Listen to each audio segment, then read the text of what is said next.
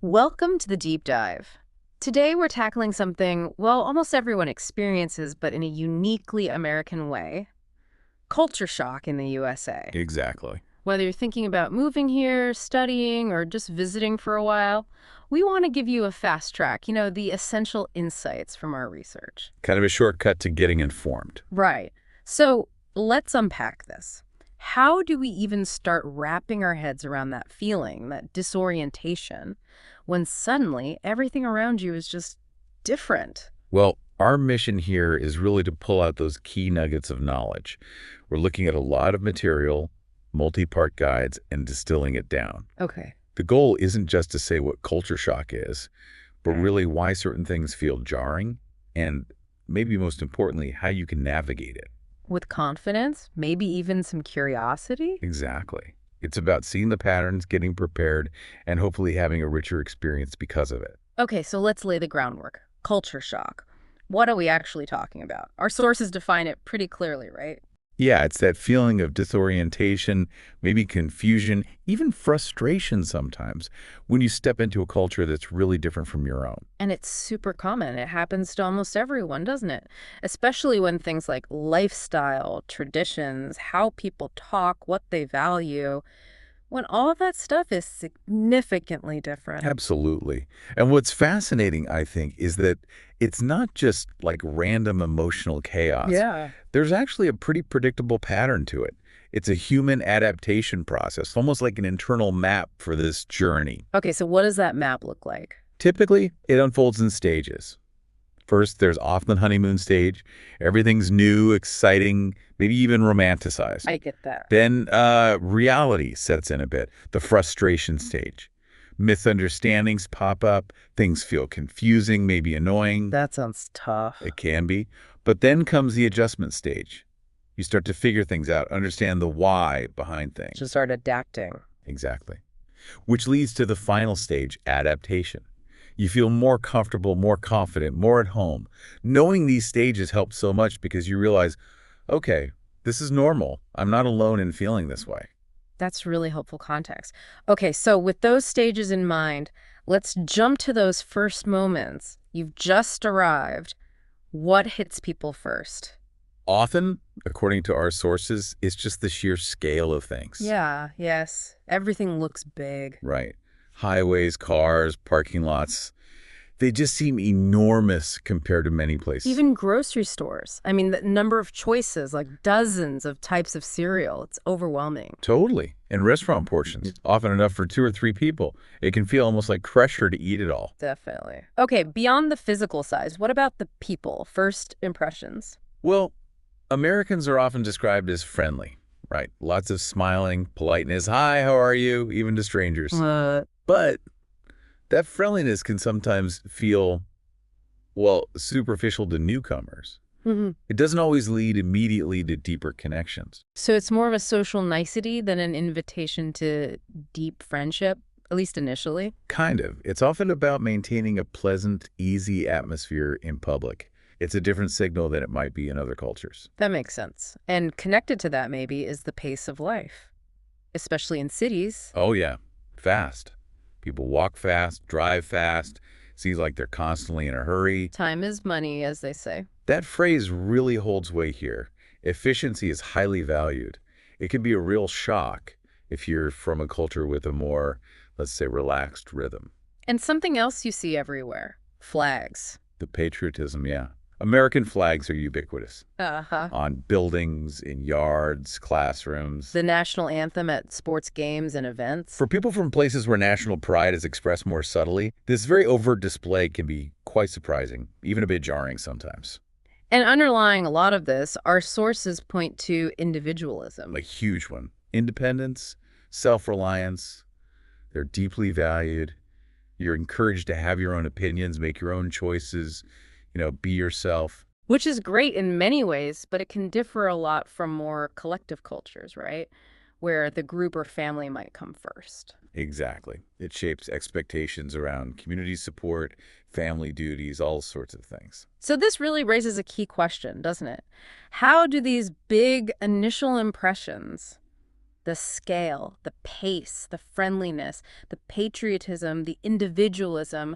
How do they actually filter down and influence the tiny details of everyday life? That's the core of it, really. They form the baseline. They shape almost every interaction, from grabbing coffee to navigating your job. Okay, let's talk interactions, communication. Even if your English is good, this can be a real hurdle. Oh, definitely. The American accent itself can vary a lot. We like their Slang, idioms, what's up? You're all set. Things that don't make literal sense. right, phrasal verbs, idioms, they're everywhere. And the speed. Americans can talk really fast. It takes time to adjust your ear. And it's not just the words, is it? It's the nonverbal stuff, too. Huge. Tone of voice, body language, gestures. Hmm. They might mean different things than you're used to. Like what? Well, Americans tend to smile quite a lot in interactions, maintain direct eye contact, which can feel intense in some cultures, and use a fair amount of hand gestures while talking. It's just a different communication package. It sounds like a lot to take in all at once. So, with all this newness, the scale, the communication styles, what are people typically feeling in those first few weeks? What does the emotional landscape look like? It's usually a real mix, according to our sources. Definitely excitement, new place, new opportunities. Well, so. Homesickness is common. Missing familiar food, people, routines, confusion about just how things work Embarrassment, maybe, when you make a mistake. for sure. And loneliness, especially before you've built up a social network. It's really important for anyone listening to know these feelings are completely normal. It's part of the process. Absolutely. Okay, so we've talked first impressions, communication. Let's zoom in on something really fundamental. Food. How does American culture shape how people eat? This is often a big source of surprise. Oh, huge. We mentioned portion sizes already. Right. Those 700 milliliter sodas, mountains of fries. Huge cheesecakes, giant sundaes.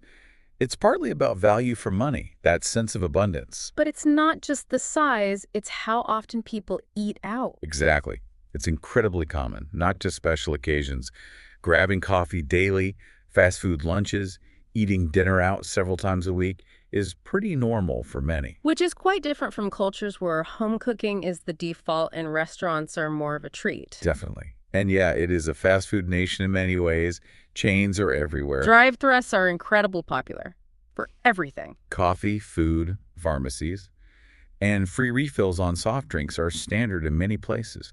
Plus, that ability to customize everything. No onions, extra pickles, dressing on the side. It's expected. That level of personal choice is pretty American. Okay, this brings us to something uniquely and often confusingly American. Tipping. Ah, yes. Tipping. Crucial to understand this one. In restaurants, it's generally not optional. It's expected, right? Right. Like 15, 20%. Yeah. Typically, yes, because service workers, like waiters and bartenders, often earn a very low base wage, and tips make up a significant part of their income. So it's not just a thank you for good service, it's part of their actual pay. Pretty much. And this is really confusing and stressful for people from cultures where service is included or tipping isn't customary. I can imagine. Okay, beyond tipping and fast food, what about other food habits? Diet trends. Oh, there's huge diversity there. You'll hear about vegan, gluten-free, keto, paleo, dairy-free diets. Lots of specific preferences. And restaurants cater to this. Increasingly, yes.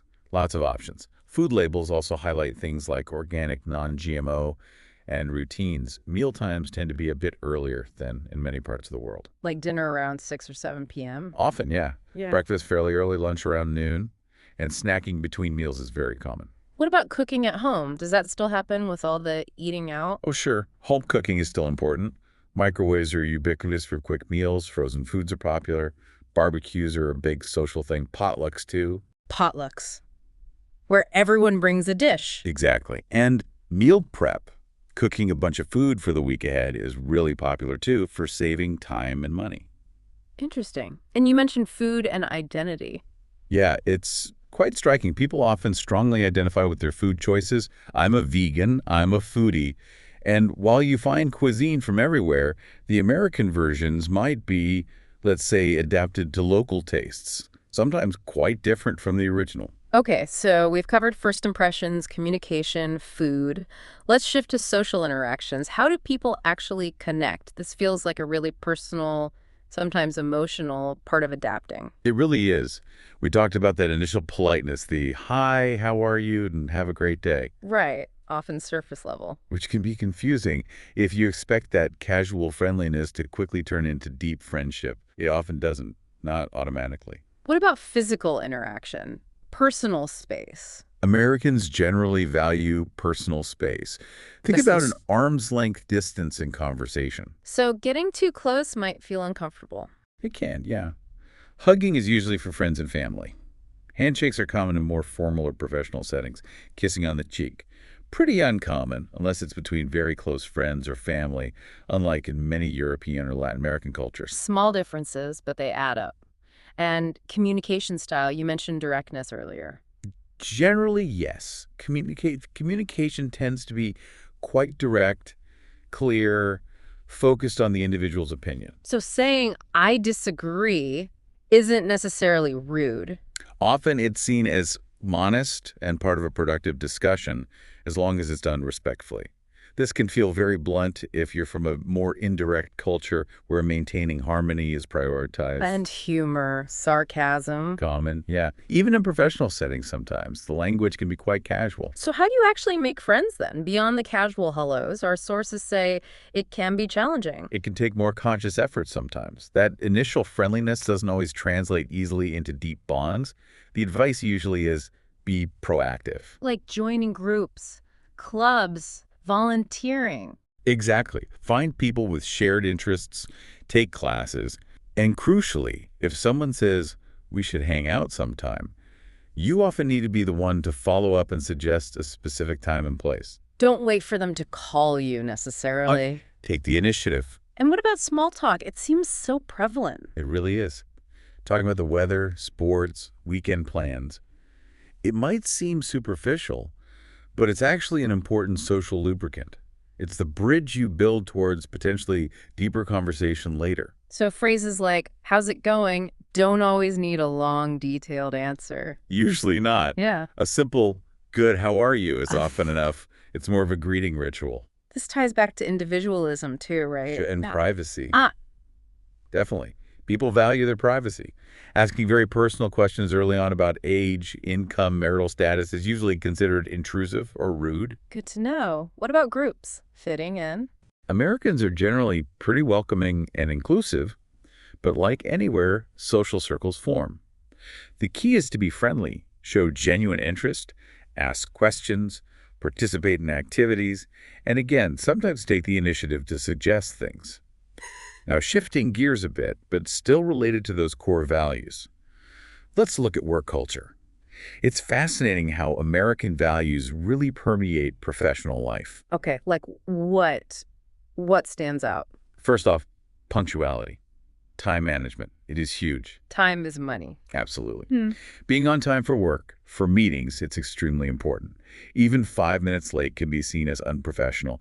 Meetings start promptly. Deadlines are generally taken very seriously. Arriving a bit early is probably a good idea. Often seen as a sign of respect and preparedness, yes. And the work ethic itself? Generally strong. Americans are often known for being productive, self-motivated, goal-oriented. Phrases like work hard, play hard are common. Going above and beyond, your job description is often noticed and rewarded. There's also this concept of at-will employment, right? What does that mean? Yeah, that's a big one. In most states, employment is at will. This means basically that an employer can fire an employee for almost any reason or no reason at all, as long as it's not illegal discrimination. Wow. And conversely, an employee can also quit without giving notice, although giving 2 weeks' notice is the standard professional courtesy. That sounds like it creates a different sense of job security compared to many places. It definitely can. There's often less formal protection against dismissal than in countries with stronger labor laws, but also more flexibility on both sides. Okay, what about communication at work? You mentioned directness earlier. Yes, it carries over. Mhm. Professional communication is generally expected to be clear, direct, respectful, but assertive, and very task-focused. So saying, I disagree and here's why, is okay. Absolutely. It's often encouraged if it contributes to solving a problem or reaching a goal. People might use polite phrasing like, I was wondering if you could, to soften requests, but the underlying message is usually pretty straightforward. What about hierarchy? Does it feel very formal? It often appears less formal than in many cultures. It's common to call managers by their first names. Open communication is encouraged, and employees are generally expected to speak up with ideas or concerns, regardless of their position. That sounds quite egalitarian. In principle, yes, though of course hierarchy exists, but it links back to that individualism. Individual contributions are valued, and taking initiative and even promoting your own accomplishments professionally is often expected. How does feedback work? Is that common? Very common. It's a key part of professional development. There are formal performance reviews, but also informal feedback, peer feedback, even self-evaluations. And criticism. Constructive criticism is standard. It's generally intended to help you improve and shouldn't be taken too personally, though that's easier said than done sometimes. What about work-life balance? Is that a priority? It's talked about a lot, and it's valued in theory, but the reality is many Americans work long hours. Vacation time is often less generous than in other developed countries, especially when you're starting a new job. 2 weeks is pretty common. Lunch at your desk. Very common, yeah. However, there is a growing awareness and push towards setting better boundaries, which is a positive trend. That's good to hear. Anything else about the workplace? Diversity, networking. Yes, diversity and inclusion are major priorities for many companies now, with policies and training, and networking is absolutely crucial for career growth. It's not what you know, it's who you know. There's definitely an element of truth to that. Building professional connections through industry events, online platforms like LinkedIn, even just talking to colleagues is really essential for finding opportunities and advancing your career. And briefly, job hunting itself. Resumes, interviews. Resumes are usually short, 1 or 2 pages max, Yeah. and very focused on achievements and results. Cover letters are generally expected. Interviews might feel casual in tone, but they're serious evaluations. And office etiquette, little things like avoiding strong perfumes or smelly lunches, just being considerate of shared space, that matters too. Wow, a lot to navigate there. Okay, let's pivot to education. This is huge for students, obviously, but also for families moving with children. How does the U.S. system work? It's generally structured in stages. Elementary school, which includes kindergarten, usually K through 5th grade. Then middle school, typically grades 6 to 8. High school is grades 9 to 12. And after that? College or university for higher education. Public school up through high school is free, funded by taxes. But private schools, and especially universities, can be very expensive. What's the classroom environment like? Often quite informal and interactive, especially compared to some other systems. Students are really encouraged to ask questions, share their opinions, even challenge ideas respectfully. So, less passive listening, more active participation. Definitely. Teachers often see themselves more as guides or facilitators. In college, it's common to call professors by their first names. Active participation often counts towards your grade. Speaking of grades, how does that work? It's the AF system. Yep, A, B, C, D, F. And the grade point average, or GPA, is really important. It's usually on a 4.0 scale. And GPA impacts college admissions, scholarships. Hugely. Grades aren't just based on final exams either. It's usually a mix of homework, class participation, tests, quizzes, group projects, essays, lots of components. What about academic honesty? Cheating, plagiarism. Taken extremely seriously. The consequences can be severe, failing the assignment or course, suspension, even expulsion from the school. Knowing how to cite sources properly is critical. Beyond academics, what's the school culture like? There's a big emphasis on extracurricular activities. Sports are huge, but also things like debate club, drama, music, volunteering. They're seen as important for a well-rounded education. And school spirit. Oh yeah, that's a big deal, especially in high school and college. School colors, mascots, pep rallies, big sporting events. It creates a strong sense of community. And university life specifically, what's that experience like? It's often a major cultural immersion. Many students live on campus in dormitories, at least initially. There are meal plans, countless clubs and organizations, fraternities and sororities, Greek life. A lot of independence expected. A huge amount. International students are often struck by the freedom, the diversity of people and ideas, the open discussions in class, but also the cost. Right, you mentioned it's expensive. Very. Many students rely heavily on student loans, scholarships, grants, and part-time jobs to pay for tuition, housing, books, everything. How do newcomers adjust to this school environment? It sounds like it could be challenging. It can be. The fast speech and lectures, the expectation to participate actively in discussions, even just making friends in a new social scene. Yeah. But the good news is, schools, especially universities, usually have strong support systems. Like international student offices. Exactly. Tutoring centers, writing centers, counseling services. There are resources designed specifically to help students, including international students, navigate these challenges. That's reassuring. Okay, so we've looked at work, school. Let's drill down into just everyday life. The small stuff that can actually cause big culture shock, like just where you live. Right. Housing varies a lot by region, city versus suburbs, but some common things surprise people. Carpets are pretty common in homes.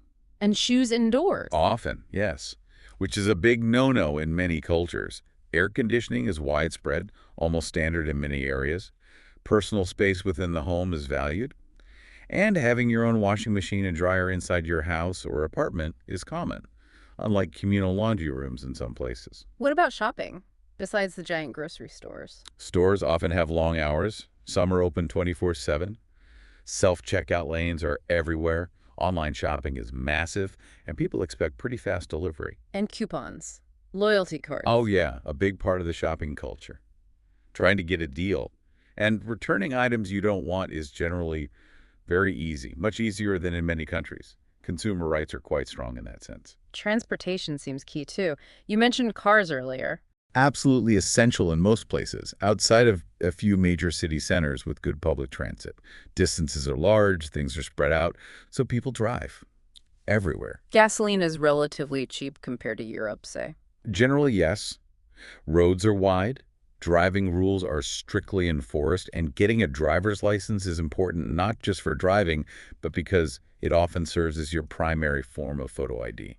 Okay, let's circle back to tipping quickly because you said it extends beyond restaurants. It does. It's customary to tip hairdressers, barbers, taxi or rideshare drivers, food delivery workers, hotel bellhops, or housekeeping movers, usually in the 10–20% range depending on the service. So it's something you need to budget for in daily life. Definitely. It can add up, and it feels awkward if you're not prepared for it.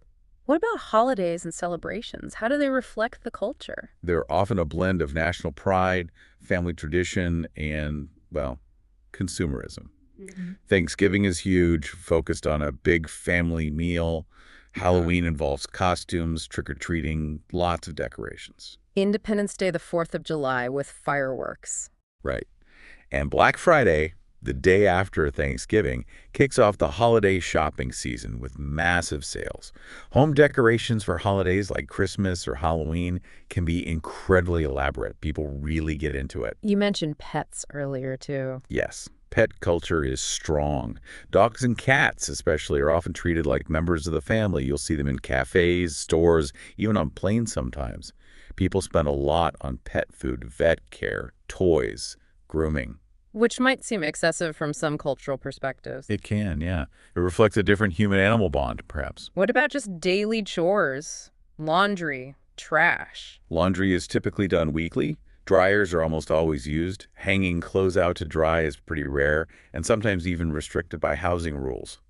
Trash separation and recycling rules vary a lot by location. Garbage disposals and kitchen sinks are common for food scraps. And hiring help, like for cleaning or lawn care. Quite common, yes. Hiring services for house cleaning, lawn maintenance, babysitting. Yeah. It's pretty typical if people can afford it, fitting into that value on convenience and specialization. And daily routines, early starts. Often, yes. Many people wake up relatively early, say 6:00 or 7:00 a.m., especially on weekdays. Coffee is a morning ritual for millions. And evenings. Evenings might involve watching TV, exercising, family time, scrolling online. Dinner tends to be early, maybe 5:7 to 7:00 p.m. And in many residential areas, things get pretty quiet by 9:00 or 10:00 p.m. Okay, so connecting this all back to personal life, Hmm. dating, this can be a major area of culture shock, right? Because it's so personal and norms vary so widely. Absolutely. How is dating generally approached in the U.S.? It tends to be pretty casual and informal, especially at the beginning. People meet through friends, increasingly through online dating apps, at social events, work, school. And dating around, is that common? It is, yes. Seeing multiple people casually before deciding to be exclusive with one person is quite normal for many. First dates are often low-pressure things like getting coffee or seeing a movie just to get to know each other. That sounds quite different from cultures with more formal courtship rituals. It can be. There's also a strong emphasis on equality in dating. Both men and women can initiate dates, ask for contact information. Splitting the cost of dates, especially early on, sometimes called going Dutch, is common.